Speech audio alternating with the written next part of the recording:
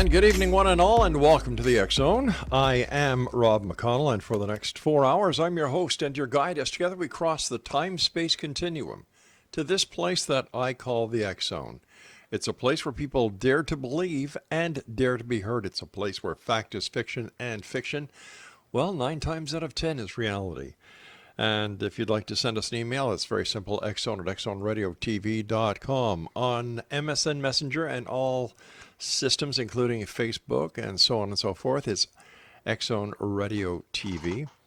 And to find out more about the X Zone Broadcast Network, our broadcast schedule, visit www.xzbn.net. And for the Simul TV broadcast schedule on Channel 19, which is the X Zone TV channel, www.simultv.com.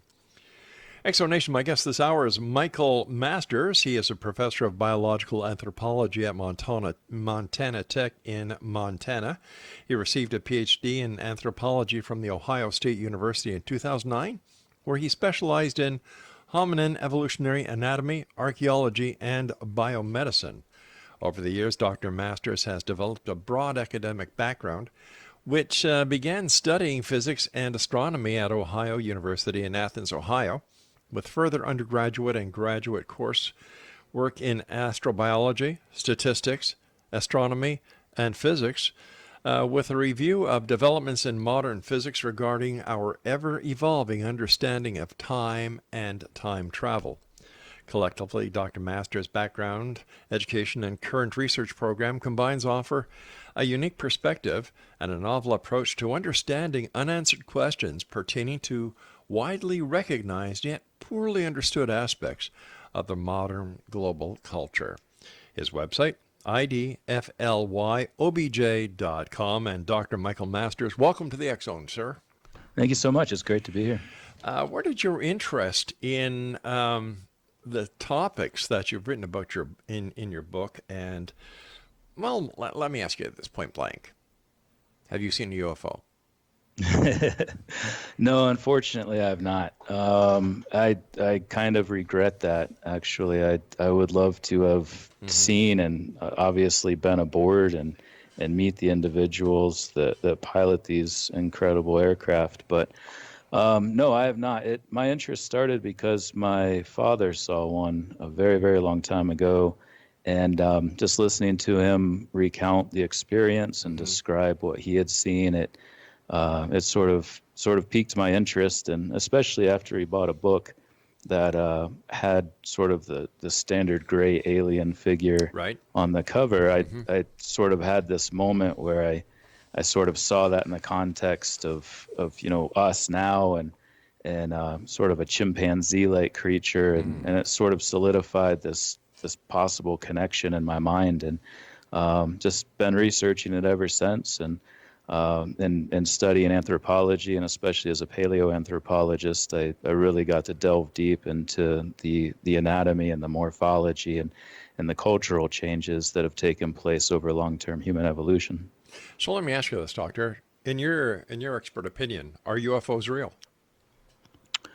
I, having not seen one, it's hard to say from an objective standpoint. But after reading the testaments of others and hearing what my father described so many years ago, I certainly believe that it is a real phenomenon, and especially after studying in the context of human evolution and in the past trends that we've experienced especially in our craniofacial morphology, our brain growth and our facial retraction, specifically, if those were to continue long into the future, we would, really come to look something very much like that quintessential gray alien form. So the pieces sort of fit together more for me in the context of time travel and human evolution. I see a lot of problems with the idea of extraterrestrials, just the unlikelihood of humanoid beings evolving on a separate planet to look just like us, to be bipedal, upright, standing and walking, symmetrical, humanoid beings with 5 fingers and toes and eyes, nose, mouth in the same position. So yeah, I definitely believe in the phenomenon. I believe people who have experienced these things and who have been abducted are telling the truth. I just don't adhere to the extraterrestrial hypothesis per se. So why is time travel explanation for the UFO phenomenon more logically and more easily supported? Well, I think most importantly, it's a testable hypothesis. We could scour the skies, the heavens for millennia and never find anything, and Right. still have that question: is there something else out there? And don't get me wrong, I certainly believe that life has evolved on other planets. It happened here on Earth pretty much as soon as it could have, with dry land and water.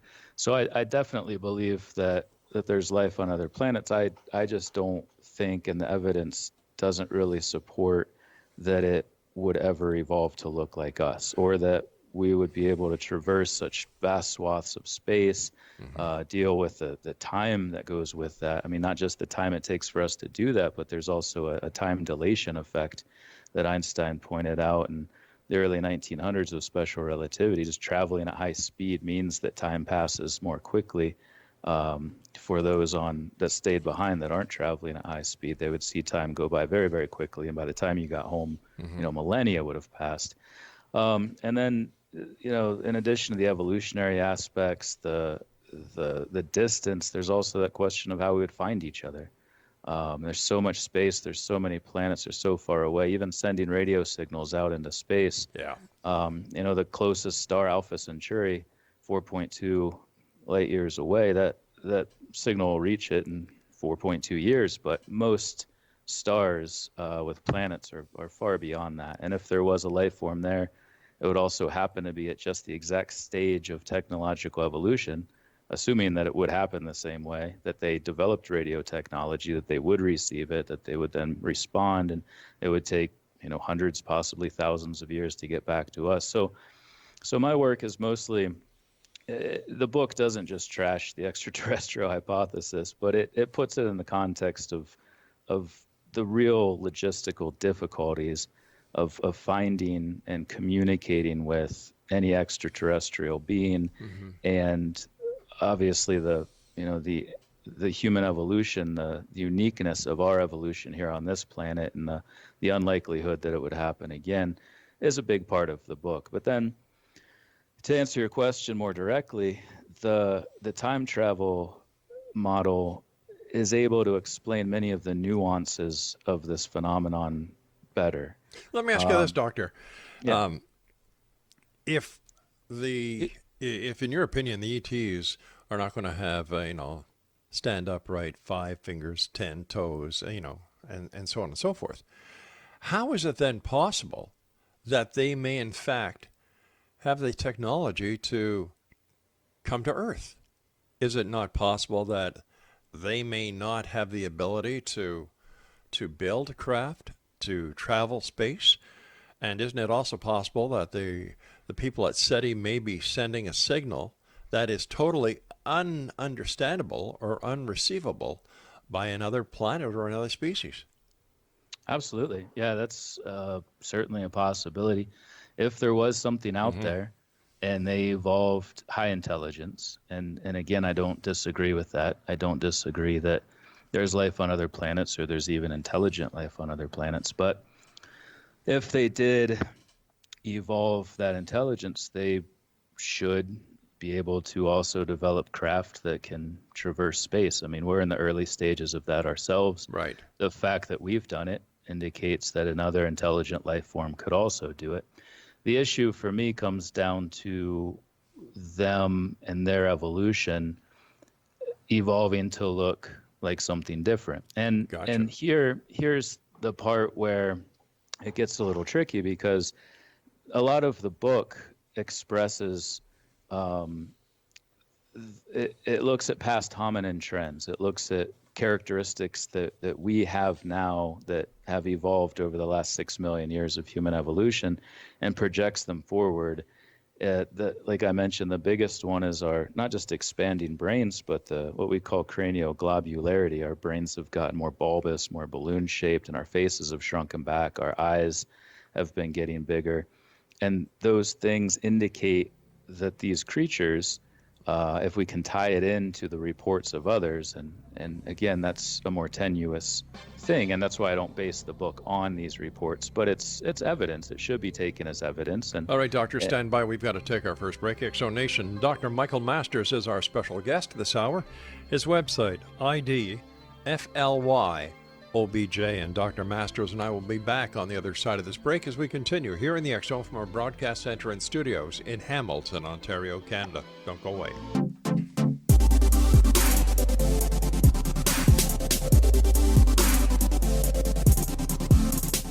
Welcome back, everyone. Dr. Michael Masters is our special guest. His website is www.idflyobj.com.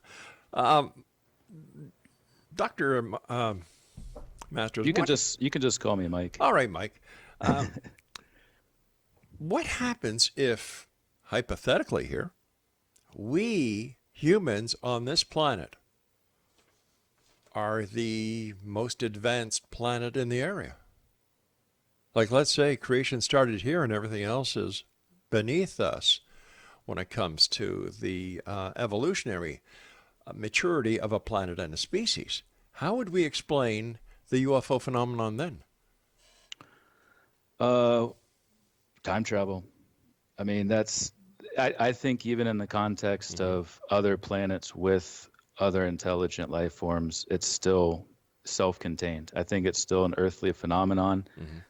We have a very long history on this planet, 6 million years, and regardless of what's around us, and a lot of people talk about our celestial neighborhood, but it can't be thought of as a neighborhood. These stars are extremely far apart. So even outside of that, if we're all that there is, if this is a real phenomenon, I think that's probably one of the best explanations, that it's us in the future coming back through time, I would say, to study us in the same way that anthropologists now would if we had time travel technology, to learn more about the past, to possibly collect DNA, chromosomes, to help with any sort of bottlenecks of the future, genetic population problems. So yeah, regardless of what's out there, what's not out there, I believe it's a self-contained phenomenon involving time rather than space.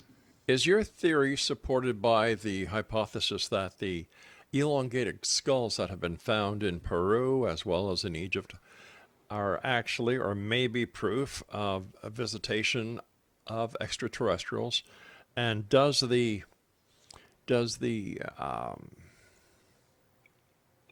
evolutionary tract with those elongated skulls, does that match your theory? I definitely write about what we call intentional cranial modification, cranial boarding. There's lots of different names for it depending on the culture that was doing it. But yeah, I write about that a lot in the book. And it could be an example. If you think about traveling backward in time, just showing up there, regardless of what you're doing, you are going to elicit some response in the people that exist in that time. It's undeniable. How that gets encapsulated in those cultures is probably going to be different depending on the culture, depending on their level of technology, their own state of advancement as it comes to civilization and whatnot. So yeah, there's definitely the possibility that these intentional cranial modification situations are people modifying their children's skulls to look more like what I refer to in the book as extraterrestrials, travelers of time, aliens of time, if you will.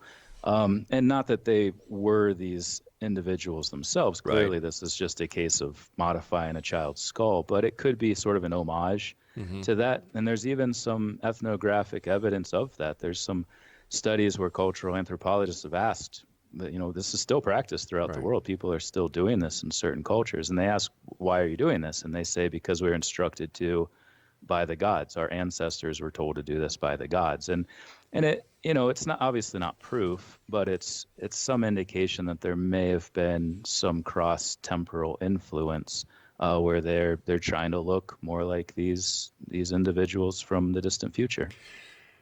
Okay, let's take that hypothetical situation one step further. People come back from the future to visit us. for whatever reason, probably because we're a loony bin at this point of our evolution, and they wanted to see what was happening with Judge Kavanaugh and Dr. Ford today on Capitol Hill. Certainly. Because of that, there's a big sign somewhere past the moon that says, "And Earth ahead, turn around." Is there any proof or any evidence to substantiate the claim that time travelers from the future have actually come back in time? As far as evidence, I mean, that's what the book is about.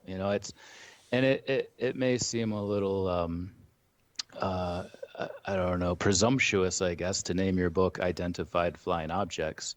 But I really do feel that this text lays out a very strong case for that. And your question makes it hard to pinpoint one specific instance of evidence, because there's a lot of evidence that's sort of brought together under this model.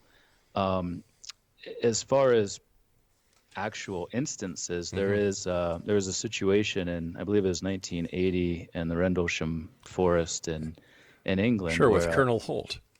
Yeah, and a fellow named Jim Penniston, reports that he touched this craft, and he was told, we're time travelers. We are from the future, and we're coming back. And I think I actually was just made aware of this recently, fortunately, as I was doing the final edits on this book, so I could incorporate this into section specifically about population genetics. But he was even told that there's problems with reproduction in the future, sort of a stagnant gene pool, so to speak, and that they were coming back to collect gametes. And if you look at abduction reports, so many of them involve sperm being extracted from men, eggs being taken from women. Now, I think we should put the word alleged. Alleged, absolutely. Yeah. And I'm very careful about this in the book too, is these are reported cases. Yes. And like I said earlier, the book doesn't hinge on that at all. Right, I understand. I don't think we should ignore these things. So they're put in the book as circumstantial evidence, but they're not important to the overall argument. It's very much rooted in past trends and the potential for those future trends to continue. So yes, I'm glad you pointed that out. But Jim Penniston's situation, if we can consider that as something that did indeed happen, would be a case of evidence. I understand there's a problem between Holt now and Denniston when it comes to what was said, how it was said, and the validity of the statements being made at the time. I'm not aware of that, but I definitely would not doubt it. Given how contentious the issue was and how much drama surrounded it, I could definitely understand how that would continue. Let me ask you something, Dr. Mike. What physical aspects of UFOs would seem to suggest that they have the ability to warp space-time? Well, if you look at the physical form of these craft, obviously there's variation among them. There's a lot of different reports, but generally speaking, they tend to have sort of this saucer shape, disc shape. And if you look at the history of research into the actual physics of time travel, most of them involve cylinders, discs, more recently copper spheres. So there seems to be some aspect of rapid rotation of a massive or highly energetic body that's able to warp space-time, but more specifically reorient light cones toward the past. And light cones, for those that may not be familiar, are just all of the possible things that can happen in reality with the speed of light as the limit. There's nothing can go faster than that. So a light cone is sort of all of the things contained within our future as we move forward. And if you're able to reorient these light cones backward toward the past, it allows you to move backwards through it. And at the moment, in our specific position in time, this is largely theoretical, but based on the research that has been occurring with Gödel and Tipler and a number of others, and then into modern physics and the aspects of quantum physics, and there's still a lot of researchers looking at this rapid rotation and light as a factor in the equation. So if you look at the physical form of these reported UFOs, they seem to have the characteristics of something built to reorient light cones toward the past, to warp space-time in such a way that this would be possible. If nothing in the future is set, according to many who talk about time travel and future and so on, is it possible that one day one of these time travelers, if they do indeed exist, come to this time in our planet, do something in the future that would alter our present, therefore, annihilating this portion of the space-time continuum? That is a contentious issue in most of the UFO community. How much time do we have before the break? Because it's kind of an involved answer to that All right, so question. why don't we do this? We're going to hold off because we have about a minute left before the break. And Exonation, our guest this hour is Dr. Michael P. Masters. He's a professor of biological anthropology at Montana Tech in the state of Montana. He received a Ph.D. in anthropology from Ohio State University in 2009, where he specialized in hominin, evolutionary anatomy, archaeology, and biomedicine. His website, www.idflyobj.com. The name of his book is Identified Flying Objects. And the good doctor and I return on the other side of this break as we continue here in the X Zone from our broadcast center and studios in Hamilton, Ontario, Canada. Don't forget, you can get this month's edition of the X Chronicles newspaper with our compliments at www.xchroniclesnewspaper.com. And you're watching us around the world right here on the X Zone TV channel on Simul TV.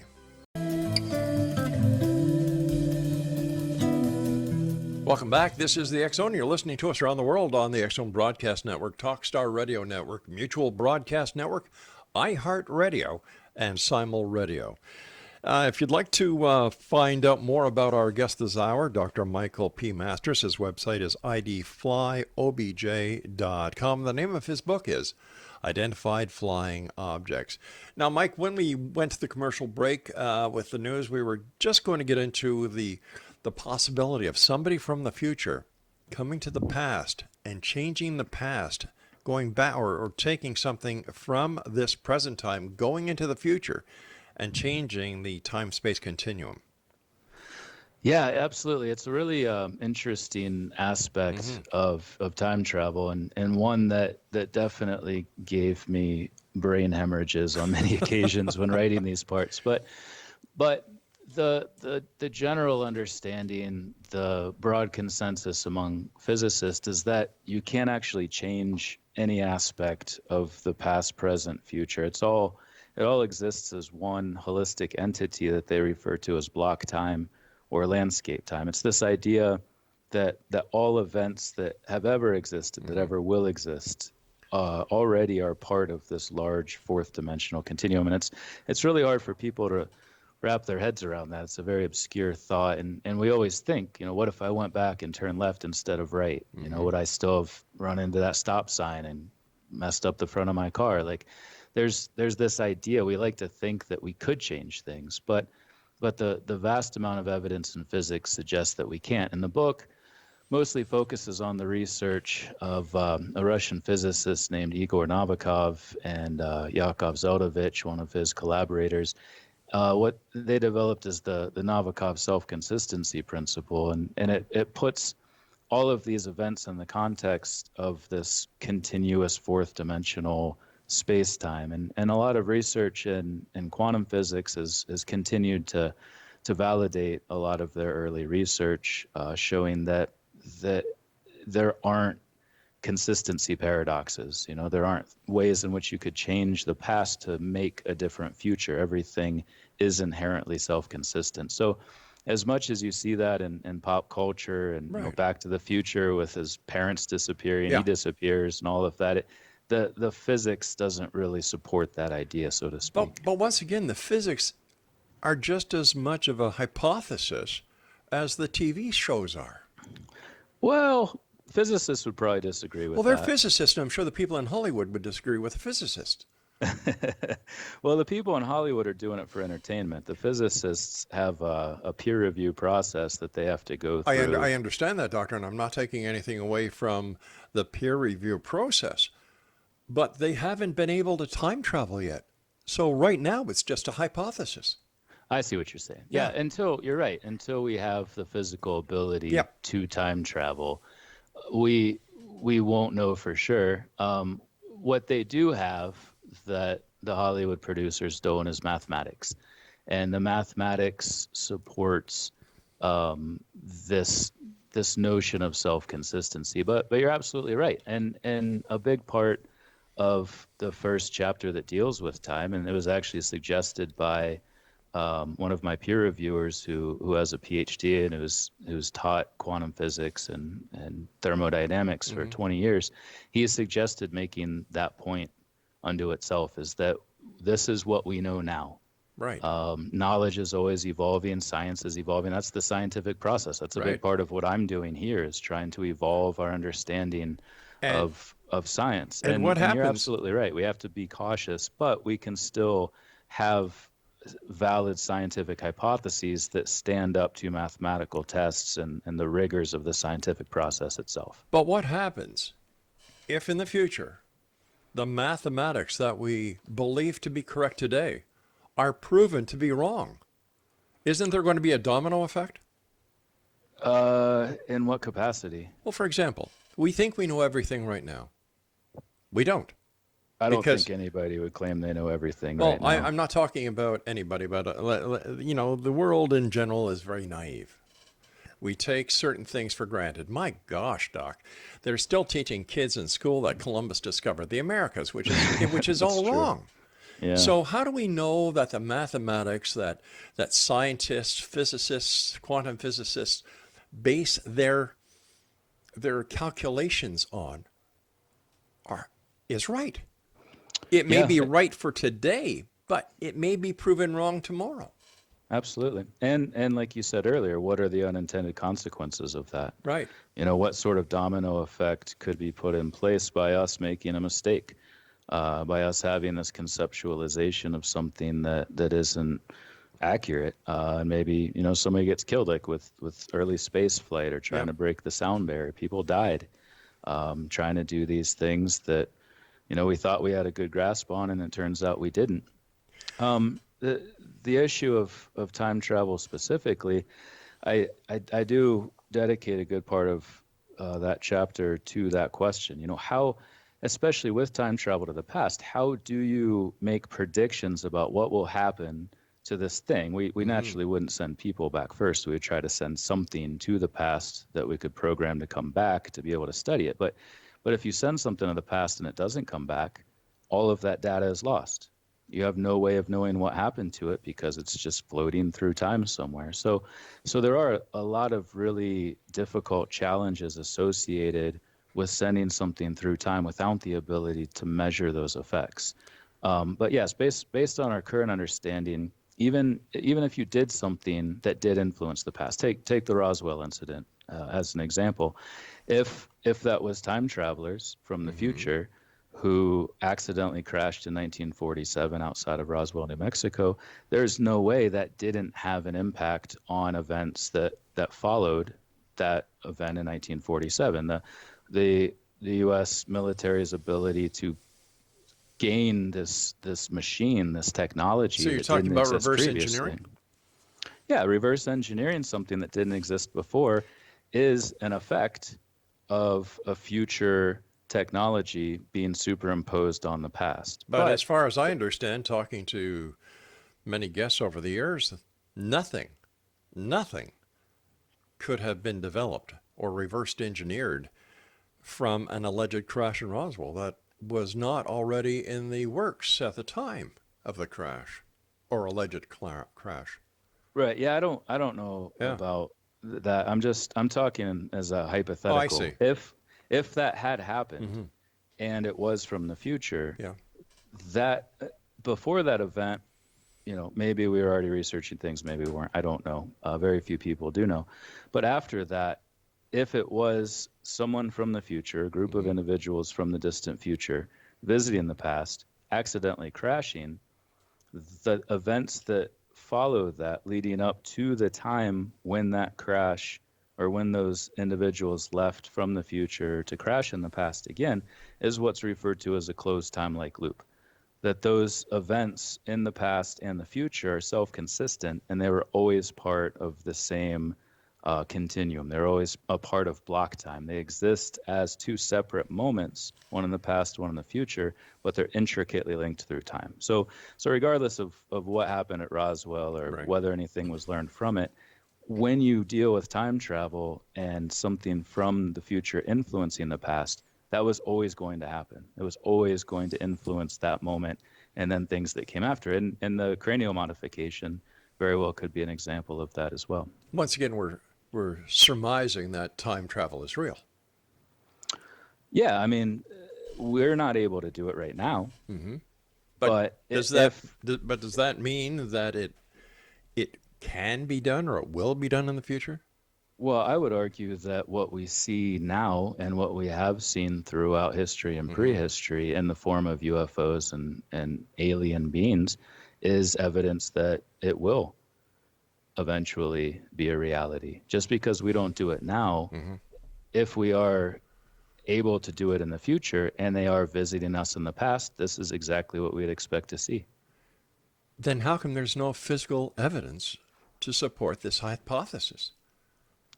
What do you mean by physical evidence? There's no crashed UFOs. There's no there's no specimen of an extraterrestrial.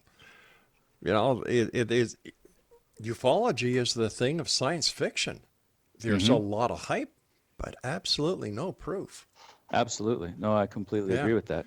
And like I said earlier, that's why the book doesn't hinge on that. It makes it very clear early on that this isn't a straw man fallacy situation. Right. It's not saying that we have this extraterrestrial phenomenon, let's beat that up and replace it with an extraterrestrial explanation. What it does is it takes the reports, the alleged encounters of people, the close encounters. It takes events that people do strongly adhere to and espouse with great veracity that this happened to me, and it takes those things and tries to offer a better explanation for them. But it certainly doesn't hinge on that. And I think the extraterrestrial phenomenon hinges on there being alien life out there on another planet. And this doesn't. It takes a very broad-based temporal look at the prehistory of humans, the recent history, and especially the long-term evolutionary changes, and applies them to the UFO phenomenon. Mike, stand by. We've got to take our final break. Exo Nation, Dr. Michael Masters is our guest. www.idflyobj.com. The name of his book is Identified Flying Objects. And Dr. Michael Masters and I will return as we wrap up this hour here in the X Zone from our broadcast center and studios in Hamilton, Ontario, Canada. I'm Rob McConnell. Don't go away. Excellent Nation, our guest this hour is Dr. Michael Masters. His website is www.idflyobj.com. Now, the book that we're talking about, Identified Flying Objects, will not be out until March of 2019. So if you'd like to keep track of the publishing date of the book, when it'll be totally available, once again, visit Dr. Masters' website at idflyobj.com. And once the book is published, it will be available at Amazon.com as well as all the other online and brick and mortar bookstores. Michael, great having you with us. I love the way that you think. And let me ask you this. Why is it so important to keep this scientific debate and to avoid speculation and unfounded claims? I think there's sort of been a blurring of lines in the recent past. The science and belief have sort of been melded into one. Yeah. And I think it's important to draw a distinction between the two. And this has come up in our conversation tonight quite a few times, that there are things that we know. There are things that we tangibly can know that have been proven with scientific rigor many, many times with experiments, observational studies, and then there's just simply things we can't. And what I'm trying to do is bring a little more scientific fastidiousness and evidence-based abductive logic and reasoning to the UFO phenomenon, but still recognize that there are unanswered questions, and especially, as you pointed out earlier, with regard to the mechanisms of time travel and how we physically do this. We can't know yet. If these UFOs are time travelers, if these are extraterrestrials from our future, they could at any point fill us in on that. So we could possibly learn beforehand. But regardless, the idea is testable in the sense that time itself will test it. As we go deeper into the future, if we end up inventing time machines and we have bigger, more bulbous heads and smaller faces and bigger eyes, and we're going back picking people up, anal probing them and taking semen and skin samples and everything else, then it's pretty good evidence that it was us all along. But you see, that to me doesn't make sense. That to me does not make sense, because if they are us in the future, why would they need to probe us? Why would they need to take semen? Why would they need to take eggs? If they're that advanced, why could they not, first of all, go into their databases, recreate what they're looking for, and then use it? Because if they are so advanced, wouldn't our physiology not work with theirs? Well, you're making the assumption, though, that humans will be infinitely advanced. Just because we can bend time and space doesn't mean that we'll be able to solve all problems that ever confront humans. What if we nuke each other in the next 10 years? We sort of reset the clock a little bit and we start things over. What if all major forms of information and data are lost? Well, let me ask you that. That's an interesting scenario. If we were to nuke ourselves to the point of total annihilation, would that not kill the future? It would indeed. If every human being on Earth died, that is very good proof that this hypothesis is wrong. Because hell of a way to prove it.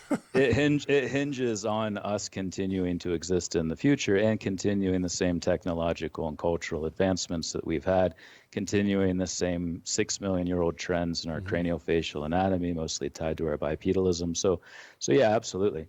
The likelihood that a nuclear blast will annihilate every human is pretty low. But you know what that would do is it would create a genetic bottleneck. And if, going back to Jim Peniston, whether or not, that actually happened and whether or not his account is true, there are instances of genetic bottlenecks in human history. As recently as 7,000 years ago with the Neolithic, you had all of these patriarchal tribes killing each other, and we had a reduction in the frequency of Y chromosome variation simply because of these broad-based wars that stem from agriculture, and that led to genetic homogenization across humans ever since. And if those types of events continued into the future, Jim Peniston's claim about coming back in time to get new gene variants would make a lot of sense. And again, the book doesn't hinge on that, but there's a lot of things about humans that are a little precarious, and especially with our past, wars and just aggression toward one another and constructing the other for no reason whatsoever other than to kill people because we clearly love it. There's a lot of reasons why we could lose what we have now and have to sort of go back to the past to find out what we used to be like. And as an anthropologist now who's done digs all over the world, and I worked at a Neanderthal site in France, an Australopithecine site in South Africa, our only way to get this data was to dig down through the earth, to dig through the dirt to get it. If we could just spin back time and go back and pick these guys up, and we would do the exact same things that are reported in these abduction accounts. There's tempting parallels there. There's really tempting parallels between what I would do as a paleoanthropologist and what is being recounted in these instances of abductions. There are those in today's society who believe that there are multiverses, there are multi-dimensions. If, in fact, there are multiverses and multi-dimensions, how does this affect the time travel hypothesis? It doesn't. Essentially, what I'm talking about is multi-dimensional travel. I mean, coming from the future into the past is traveling through the fourth dimension. But what happens if there's more than four dimensions? Then that's for somebody in a different dimension to figure out. I'm in this one. I only know this dimension. Physicists only know this dimension. I'm not at all discounting the work of very prominent physicists who adhere to the idea of multidimensionality, string theory, and so on and so forth. All I'm talking about is these three dimensions of space and continuity among this one dimension of time. In the big picture, the big scheme of things, how is the study or the investigation into time travel, quantum physics, and multi-dimensions, multiverses have a positive effect on humanity right now? That's a really interesting question. I don't know if it does. Most people don't care about time. Most people don't think about time in any sort of macrocosmic way. We all experience it. St. Augustine wrote about this in the 1600s, that it governs everything we do, but we also don't care to think about it or really posit what it means in the grand scheme. So, I mean, even physicists struggle with this. They realize that all moments in their immediate future are already going to happen the way they were going to happen. You know, spilling coffee on your pants at work next week, or your grandma dying in a couple of months. So really our perception of time, the way we deal with it in a day-to-day capacity versus how it's understood in the realm of physics and quantum physics specifically, I don't think it'll really impact us at all, positively or negatively. It's kind of something that we ignore. Would I be correct in then comparing modern day physicists and learned people like yourself as modern day philosophers as well? Philosophers would probably be pissed about that statement. Yeah, well, I've got a habit of pissing off people all over the place. So there you go.